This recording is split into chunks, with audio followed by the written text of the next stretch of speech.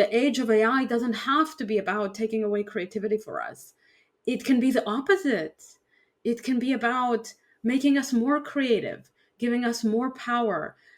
And God, it's so important that we don't hang up our hats because we're scared, right? That we don't give away not only the control to our knowledge and information, but don't give away our creativity to machines because they also seem capable, right? That doesn't have to be our story. When we're looking at machines through a humble lens, when we're looking at them taking a humble role in our world, a background role to support us and elevate us, we really can create a world where humans are more expressive and more connected with themselves than ever before. And you need to Right. keep believing in our neural network inside our brain and believe in the creativity within yourself, because it's critical that we don't hang up our hats before these machines even beat us. Because that's how they win. They win like any war. They win by scaring us. They win not by being better, but by having us give up. So we don't give up, and we don't give up on any front. Can AI really push our creativity forward? Well, author Maya Ackerman, whose book Creative Machines, AI, Art, and Us is coming out this week, maybe AI can elevate us and not replace us. Let's listen in. And you've lived this like really amazing life coming, born in like Belarus and Soviet Russia. And I noticed you ended up in Israel and your piano was there. That was one really touching moment to me because that piano represents so much. And then you went to Canada, which is where my family's from. And the piano wasn't there, but the creativity still was. And now you're a professor at Santa Clara University and CEO of WaveAI. How did your journey shape your perspective on creativity and the role of AI with human expression that you share in Creative Machines? I think creativity was a lifeline for me in a way through all of this moving around the world, grandchild of a Holocaust survivor. At the piano, my feelings would pour out of me, and I would sort of get to process things that otherwise would just sort of sit dormant and fester inside of me, perhaps. And I really felt this pain when the piano was gone through the immigration, when my family wasn't able to get me another instrument. And now we are at a time in history where when people wonder if they should even bother be creative, good people who are just afraid of what's going on in the world. And I don't want the whole planet to lose the piano, so to speak, the way that I did. I think it's important. I want to go on top of the hill and scream that the age of AI doesn't have to be about taking away creativity for us. It can be the opposite. It can be about making us more creative, giving us more power. And God, it's so important that we don't hang up our hats because we're scared, right? That we don't give away not only the control to our knowledge and information, but don't give away our creativity to machines because they also seem capable, right? That doesn't have to be our story. No, and you talk about, like in your book, how AI exposes our biases and assumptions about intelligence. That idea of the mirror that we're looking can be very like, oh, I don't like the mirror. And to me, that's like one of my early mentors when I was really frustrated and had blown up my first business because I was clueless about business. I mean, so bad. I mean, I was just frustrated and ranting, right? And he goes, the purpose of art is to beautify the artist. If it connects with anyone, fantastic. But it's not about you being famous. It's about you are actually working on yourself. And I saw that when I was reading a book that just came up in me because your work shows how, like Wave AI, how does it sort of reveal some of these blind spots in the mirrors in how we think about creativity itself? I think in the end, it's only with yourself, right? I think it's so beautiful how you said it. And our desire to express ourselves, our desire to share our emotions with each other is inherent. It's who we are. And when we're looking at machines through a humble lens, when we're looking at them taking a humble role in our world, a background role to support us and elevate us, we really can create a world where humans are more expressive and more connected with themselves than ever before. And what's interesting, and in the book, I'm very honest about sort of the vision that I'm seeing and also about the fact that other people are pursuing a different vision. If certain investors and certain entrepreneurs want to go in the opposite direction and replace creatives, we have to accept that as part of the fabric of reality. But at the same time, continue to build tools that elevate us. And so instead of ending up in a reality where all human creatives are replaced by machines that all keep creating exactly the same art, God, okay, we at the same time in parallel also have machines and people using them to explore new art forms to become more creative, and then those machines that keep tending towards the mean don't take over. They're part of the formula. They continue to compete with the people who use machines that are designed to elevate them, because human plus machine done well is always going to beat the autonomous AI agent. Keep believing in our neural network inside our brain, and believe in the creativity within yourself, because it's critical that we don't hang up our hats before these machines even beat us, because that's how they win. They win like any war. They win by scaring us. They win not by being better, but by having us give up. So we don't give up, and we don't give up on any front. And that way we create a future for ourselves and our children that we can actually be proud of. It's so true. And it's funny, even just looking into the whole history of AI, your work and your inspiration from Harold Cohen's Aaron project. And you said, quote, he introduced me to creative machines, realized that he was the true creative force behind Aaron. And I now see that AI has always been and will always be all about us. You can say, I just love that line. But more, please, on that, on Harold Cohen's efforts, but also how to this day his work inspires what you're doing. It was a day I'll never forget. I was so upset and disappointed at my choice in life to study machine learning. I was so bored of it and so inspired by music and singing, and I didn't know what to do. And I going to this talk, sitting towards the back because I've been disappointed by all the talks in that event and so many of the events before. And just this painful moment of this young woman who doesn't know what to do with her life. And Harold Cohen goes on stage and he flashes these beautiful pictures on the screen. And then suddenly he begins to scream. This old Jewish man screaming on stage. And I was the only voice of reason saying that I was the creative one. That's what he's screaming, how other people were arguing that his machine is creative, but he was the only voice of reason telling them that no, he's the creative one. And I'm just mesmerized. I'm just in this trance. And in that moment, I decide in 2015 to go into this unpopular field called computational creativity. And I threw away foundational machine learning and switched my research field. Not because this guy was selling me on it, but because of the rawness of his emotion, because this conflict between machines and humans and where does the creativity lie felt so essential to me, so core. And I didn't know what the answer was at the time, and I think I still don't. But ultimately, I don't think the world has it right now. Ultimately, the creativity, it does not belong to the machines.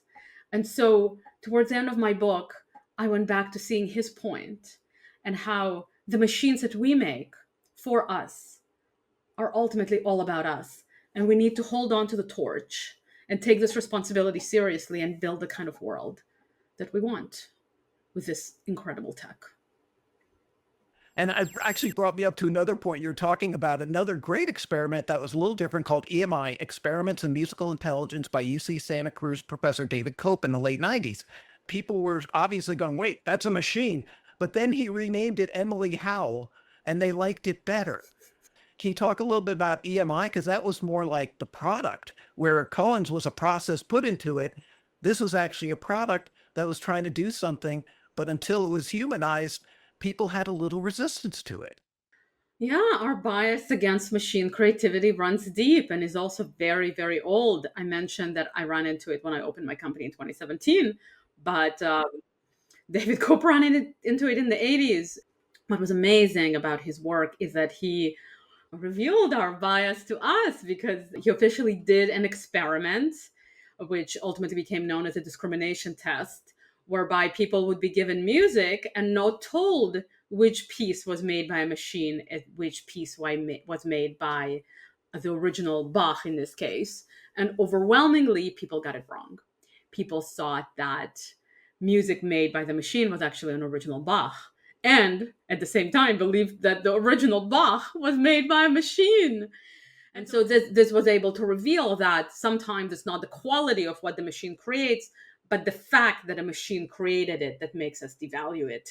And in general, this whole like resistance to the idea of machines being creative, saying, oh, no, they're not really creative. They don't have feelings. They're not really creative, blah, blah, blah, is a way to make ourselves feel better, but actually convoluting the story. I think it's much more healthy for us as a society to admit that machines are being creative. Maybe not in exactly the same way as us, right? Maybe in a somewhat different way. They have some different strengths and weaknesses from us. But by admitting the fact that these species, and I love that you use that word, these machine species are actually legitimately participating in this creative arena, is something that we need to accept. Once we accept, that's when we can move forward. That's when we can say, okay, given that they can be creative, how do we want them to operate in our world? What kind of role do we want to take? Do we want to watch machines performing on stage, right? Is that the kind of future we want to build? Do we want them to be helping in the background? Do we want them to disappear and we want to never see them again, right? That's still an option technically. But that lets us make decisions in an informed way that is going to create an intentional future. I love about this is like creative machines are almost part of like a cultural shadow work. I always look at people that go, where did that come up with? I'm like, it was from, have you ever read X, Twitter? Okay. It's somebody's opinion. It's human data. That's synthetic data so far is not working that great. And I'm sure they'll solve that too. But our like expressions and mostly from social media are pretty freaky if you look at them and look in the mirror, and that it's sort of like what you're seeing with the relationship, not just to the machine, but the intelligence, because there will be, in my opinion, all these like different intelligences, which are, there's going to be some artists who will strictly work through AI and create AI pieces. Like I interviewed Dr. Stephen Toller, and he did this, he began his AI in 1990 based on, inspired by consciousness and a near death experience he had as a 2-year-old. I was like, whoa. And what he did was he created an adversarial method that, and he brought in that death experience to his AI, and it created a painting. And he's been trying to get a copyright for it to say, hey, this is a different form of intelligence, but it thought it up. I didn't. I didn't say create a painting. It had an experience or a friend's death, something that was really trauma. And this is what it created, which is so like human beings. How do you sort of see less like finding a place for machines? I know this is sort of way out there, but how do we find that place where it's not just a machine, but that machine came from us? I love that teasing apart of how human is it and how non-human is it. There are many, many different analogies we make it. The one that I choose in the book that I spent a lot of time on is a collective consciousness for a specific culture, right? So if we look at a lot of the models we have today, there are collective consciousness to Western data, to Western consciousness. A lot of their tending towards the mean has to do with the kind of data that we've replicated many, many times online. We copy each other, and then it kind of amplifies the aspects of our culture that has been echoed the most, twisted by the companies to sort of align them in a specific direction, and nevertheless still retaining a certain Western collective consciousness. And then I love that you said the word shadow. It's one of the most interesting aspects. We know that there is terrible stuff going on. We know there is racism and sexism. And we like to think that it's out there somewhere else, far away from us, right? We also like to think that, there is sexism and racism, but not inside this brain, not us, some horrible people somewhere else. And yet there is so much research showing that every single one of us has implicit biases. Every single one of us. The collective consciousness lives through and within every single one of us, manifesting differently, but non-trivially, right? And the AI screams its biases in us shamelessly. I mean, one research project We gave it a picture of a person along with a profession. So let's say a woman along with the word professor, or a man along with the word model. And the machine would take the woman who is now a professor or CEO and give her a beard. Just, okay, here's your woman professor. There you go. She has a bit of a different jawline and a beard and still kind of looks like a woman a little bit, kind of beautifully exploring this gender spectrum in a way that a human artist usually wouldn't. Or the guy suddenly has makeup and lashes now that he's a model, right? So it's very, very honest, right? It's telling us, oh, it's too feminine for a guy to be a model. Oh, if a woman is a professor, there must be something masculine about her. And it's so shameless about revealing these societal biases in a way that a human would never verbalize. It's like, I know that a guy is allowed to be a model and stay a guy, and a woman can be a professor without becoming a man. But the model is showing us what we really think under the surface, right? Or at least, in some sense, in this collective consciousness. And so it's an opportunity for us to face our shadow, and after acknowledging that, do better. Well, you remind me of in the early days of the Museum of Tolerance in LA, the Holocaust Museum, a friend had designed it and invited me down for a tour. And back then they had to enter the tour, you had two doors. And one said prejudiced and one said not prejudiced, right? So they go enter the door to the one that you think you're good, right? And you're a good person, right? You were we call virtue signaling now, but it's want to be a good person, right? I'm not prejudiced. I mean, that door was locked. And I was like, what a metaphor. Like you went in there and realized this subject I'm about to go walk through, I'm prejudiced. That touches into something I want to talk about. You described your AI, Wave AI, as a humble sage sitting quietly in the background. And it reminds me of that door because that door did not smack me in the face and said, think, think, think. But by my action, man, I mean, you're like, boom, boom, boom. So how do we make AI as Silicon Valley does, leading us towards dependence and addiction to the machine? Not everyone, but you got yours, making it a humble sage. And what do you mean, like humble sage sitting quietly in the background in terms of how it works with people? And so I think that's something I've had to grapple with myself. And ultimately, I decided that I'm not building AI to replace musicians, even if that has some consequences on how far I can go in certain regards. Because in the end, I want to be able to live as myself and not have to lie to myself every day. And the AI is giving us this mirror to look into who we are, and it's screaming at us who we are. And we're like, oh, have the developers fix the AI. The developers are evil. No, none of us can go through the non-prejudice door. And I actually feel that there's something very almost contradictory going on in our world right now. We are entering a psychedelic era. There is a psychedelic awakening on the human side. And at the same time, the AI insists on hallucinating. An intelligent brain hallucinates. That's life, okay? Otherwise, it's just a database, it's just a lookup table. And ironically, paradoxically, hallucinations bring us to the truth. By recognizing the inherently hallucinatory nature of the mind and its ability to imagine and justify and tell ourselves stories that cover up the truth, to tell ourselves, no, I'm a good person, I don't have any biases, that tell ourselves, no, it's fine, I had to do this because that's the only way investors would give me money, so I'm still a good person, right? And so many other ways that we lie to ourselves, so many other ways that we construct stories to give ourselves, to let ourselves follow the only path that we can see. And both AI and kind of this age of hallucination in other ways can help us break through our stories. And actually, by opening our imagination, help us see the truth. What makes a machine humble versus dominant?